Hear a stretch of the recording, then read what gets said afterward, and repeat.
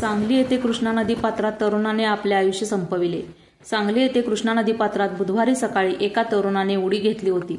त्या तरुणाच्या मृतदेहाचा शोध 2 ते 3 दिवसापासून घेण्यात येत होता। आज त्या तरुणाचा मृतदेह सांगलीच्या स्पेशल रेस्क्यू फोर्सला मिळालेला आहे। दीपक प्रकाश कातारी, वय 27, राहणार संभाजी कॉलनी, वसाहत सांगली असे मयत तरुणाचे नाव आहे।